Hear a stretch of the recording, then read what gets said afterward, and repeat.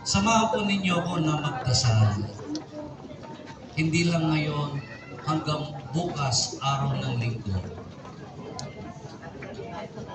Sama-sama po tayong magdasal para sa mapayapang eleksyon. At kayo mismo ang magdidesisyon sa darating na Lunes.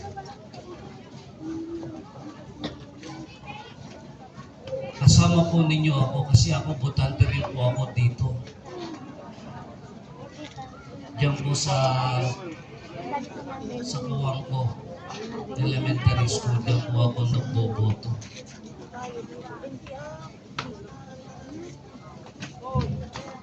Ilang araw na lang, eleksyon na. Pero hanggang ngayon ay wala pa ako nakikita.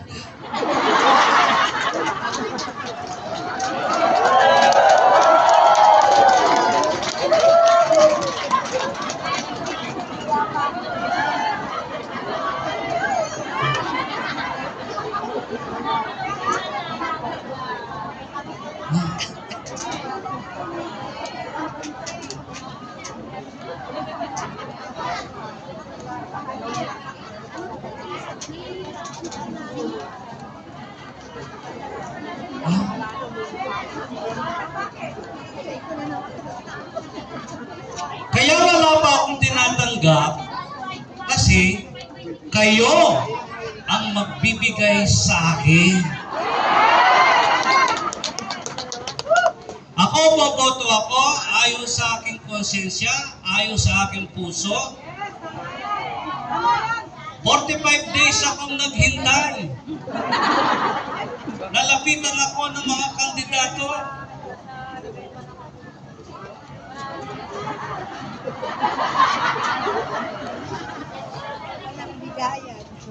Sabi ko, baka hindi alam ng mga kandidatong ito ay botante ako dito sa bayan ng Paniki. Opo. Hindi ko pinapawisan ako ng ano. Di ba? Ibig ko sabihin ay sana sa darating na Lunes, iboto po ninyo ang ating mga kandidato. Kayo na ang nakakaalam. Kayo ang nakakakita. Kayo ang nakakarinig.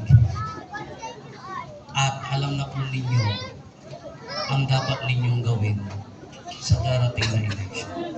Hindi po kayang saklawin ang inyong desisyon at ang inyong kalooban.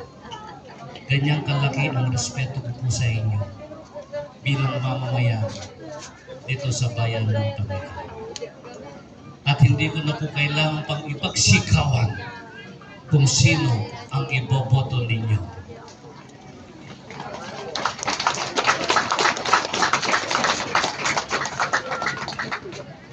Kaya ngayon pa lang po ako'y nagpapasalamat. Hindi dahil sa iboboto po ninyo ako sa darating na Lunes. Ako po'y nagpapasalamat sa presensya ninyo.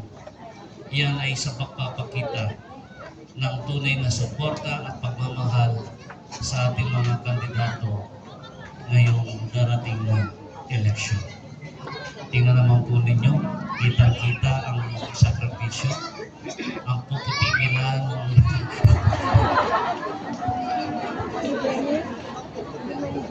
kagawad. Akala ko, tanggap na yung mga foreigners na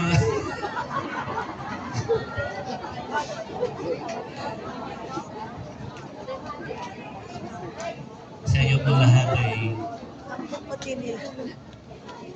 tanging may pangako po sa inyo ang aking taimtim na dalangin sa Diyos.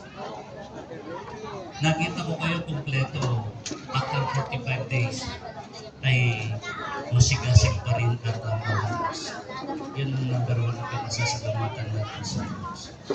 At dahil sana tayo matutuwa sa darating na Lunes, araw ng election. Alam ko po kung anong nararamdaman ninyo ngayon.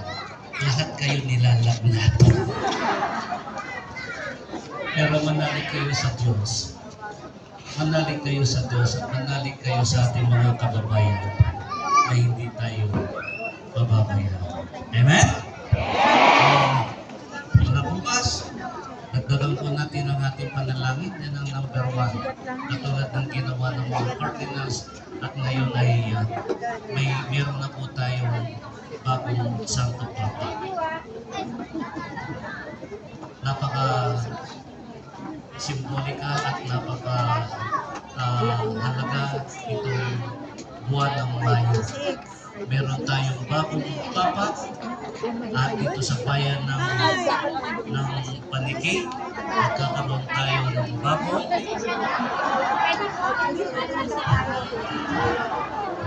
kung may Papa, may kayo na nagsabi niya. Bago kong higit sa lahat nasama-sama tayo nananalangin at hindi tayo mababayaan kung may iba. Sana lahat ay manalo. Kayo na nagsabi na sigurado na yan. Kaya, ano po? Para iwas ako. Ano po sigaw niyo, Nay? 16-0! Lahat po, 16-0 ang mananalo. Lahat. Magkano binigay sa'yo?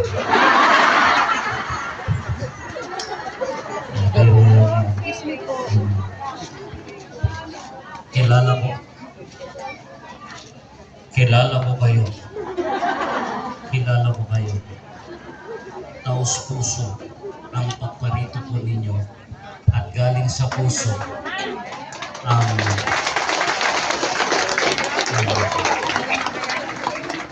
katulad nyo ko di ba? We are not after sa kaya salamat po at patuloy po tayo magdarasal at pakinggan ang sigaw ng mga mamamayang Panikinos. At sa mga kandidato po natin, hilingin natin sa Diyos kung ano maging resulta nitong darating na eleksyon. Dahil sa lahat ng pagtutanggali, may nananalo at may natatalo. Pero mananalo kayo kung kayo ay kakapit sa akin sa Diyos. Amen? Mabuhay ang NPC team! Servisyo at hindi kayo na nagsabi niya. Sumasampalataya ako sa Diyos ang makapangyarihan sa lahat na may gawa ng langit at lupa. Sumasampalataya ako sa Kristo, isa ka namin Diyos, Panginoon natin lahat,